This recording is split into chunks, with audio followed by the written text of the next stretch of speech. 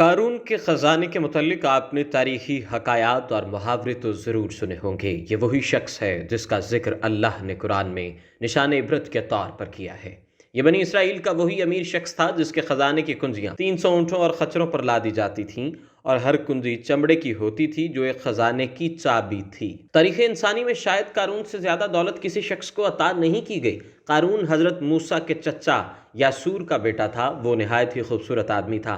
یہی وجہ تھی کہ بنی اسرائیل کے لوگ اسے منور کہا کرتے تھے۔ قارون جوانی میں اپنی قوم کا با اخلاق اور نیک شخص، تانیث توریت کا بہت بڑا عالم دین بھی تھا، کیونکہ اس کی پرورش حضرت موسیٰ کے سائے میں ہوئی، اس لیے وہ کتاب کا علم بھی رکھتا تھا اور اچھی آواز کا مالک بھی تھا۔ توریت کے خوبصورت انداز میں تلاوت کرتا تھا۔ یہی وجہ تھی کہ لوگ اس کا بہت ادب کیا کرتے تھے۔ قارون ابتدا میں حضرت موسیٰ پر ایمان لے آیا، اور جب بنی اسرائیل کو قبطیوں سے آزادی ملی، وہ آپ کے ساتھ مصر کو چھوڑ کر ماؤت کی طرف ہجرت کر گئے۔ وہاں اس کے حالات ایک دم سے بدل گئے اور اس کے ہاتھ میں بے شمار دولت آئی، اور وہ امیر ترین شخص بن گیا، جس کا ذکر اللہ نے قرآن میں کچھ یوں کیا ہے کہ بے شک قارون موسیٰ کی قوم سے تھا، پھر اس نے قوم پر زیادتی کی، اور ہم نے اس کو اتنے خزانے دیے جن کی کنجیاں اٹھانا ایک طاقتور جماعت پر بھاری تھیں۔ ایک جگہ فرمایا، جب اس سے اس کی قوم نے کہا کہ اتراؤ نہیں، بے شک اللہ اترانے والوں کو پسند نہیں کرتا، اور جو مال تجھے اللہ نے دیا ہے اس کے ذریعے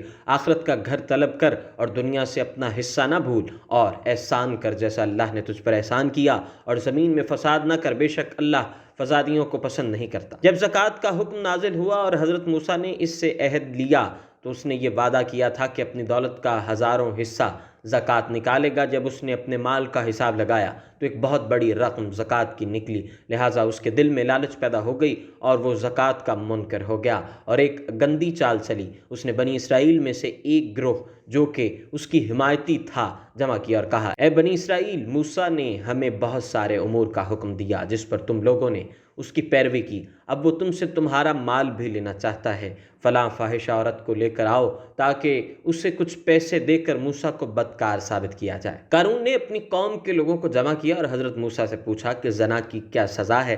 آپ نے کہا، جو زنا کرے جبکہ اس کی بیوی بھی ہو تو اسے سنگسار کیا جائے یہاں تک کہ وہ مر جائے۔ قارون نے حضرت موسیٰ سے کہا، حتیٰ کہ یہ کام آپ نے ہی انجام دیا ہو تو بھی؟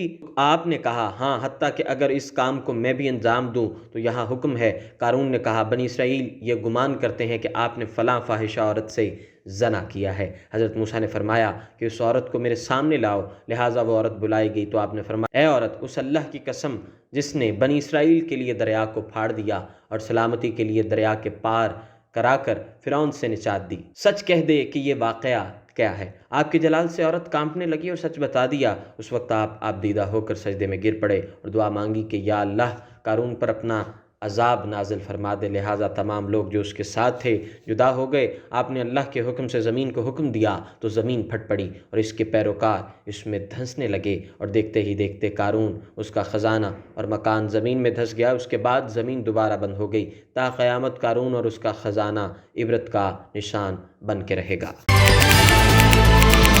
کیونکہ خبروں کو اب چلنے دو۔